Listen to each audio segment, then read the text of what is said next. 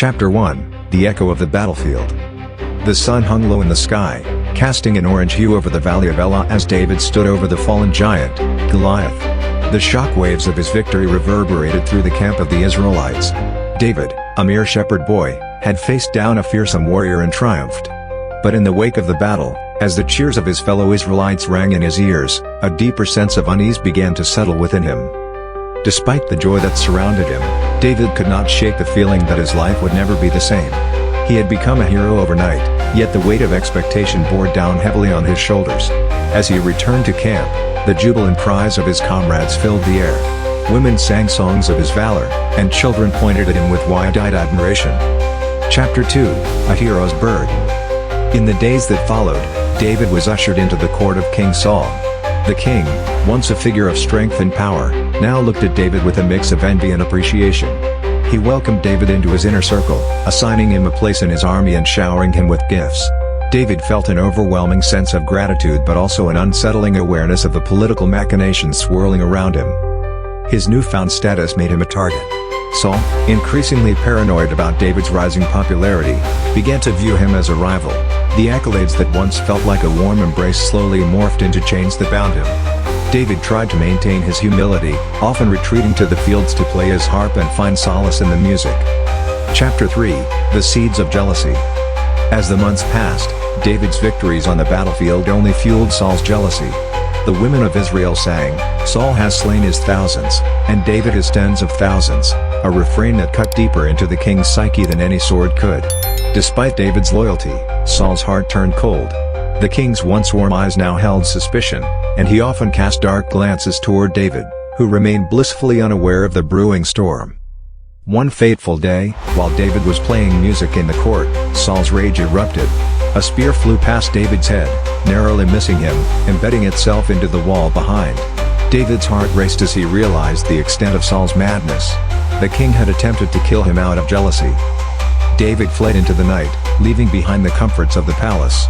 He was now a fugitive in his own land, pursued by the very man he had served. The thrill of victory over Goliath had transformed into a struggle for survival. Chapter 4, The Wilderness. For years, David roamed the wilderness, gathering a band of misfits and outcasts who shared his plight. They became his loyal followers, a ragtag group of men who believed in him as a leader and protector. In the wild, David honed his skills not just as a warrior but also as a tactician. They raided enemy camps, harassed the Philistines, and built a reputation as a force to be reckoned with. Yet, amidst the camaraderie, a longing for the life he had lost gnawed at David. He missed his family, the simple days in the fields, and the music that had once brought him peace. He would often sit by a fire, strumming his harp under the stars, pouring his heart into the melodies that echoed his sorrow. Chapter 5, The Uncertain Path. One evening, while in the caves of Adullam, David received news that his parents were in danger. The Philistines had invaded his homeland, and the threat loomed over his family. Fueled by a mix of fear and determination, David set out to rescue them.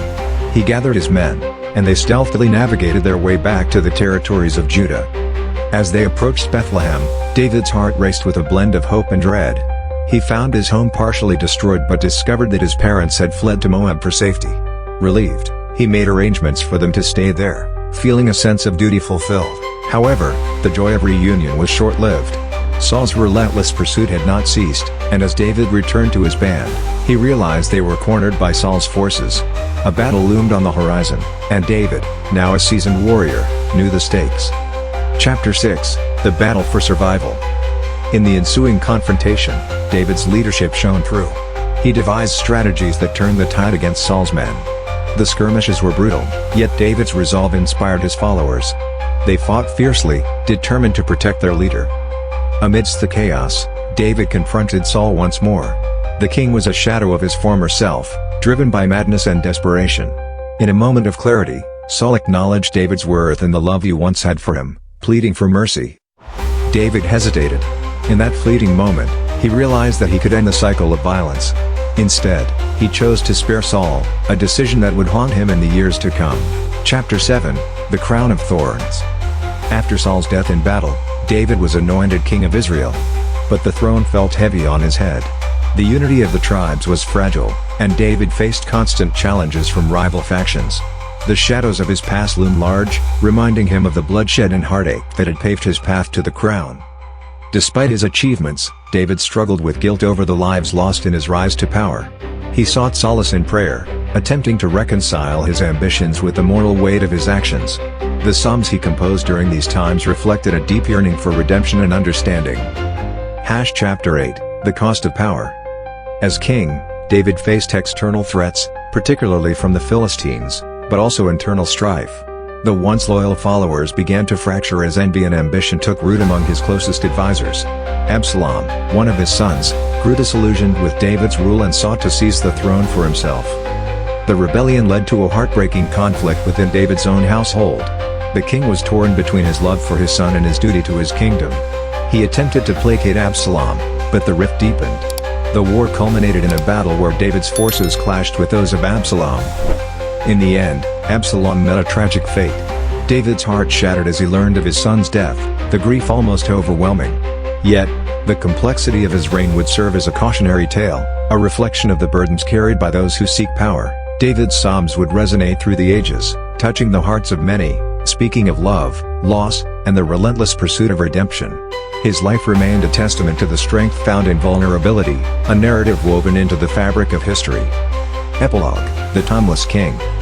As centuries passed, the legend of King David became immortal. Scholars, poets, and musicians found inspiration in his journey. The tales told around fires and the words sung in temples breathed life into his story, allowing it to transcend time. David's life, marked by both triumph and tragedy, became a beacon for those who dared to dream, a reminder that every heartache and joy contributed to the tapestry of existence. In the end, David was more than a king. He was a symbol of the enduring human spirit, ever striving for meaning, connection, and love. Is a good thing you all now know the story about David. Kindly like and drop a follow to get more stories like this.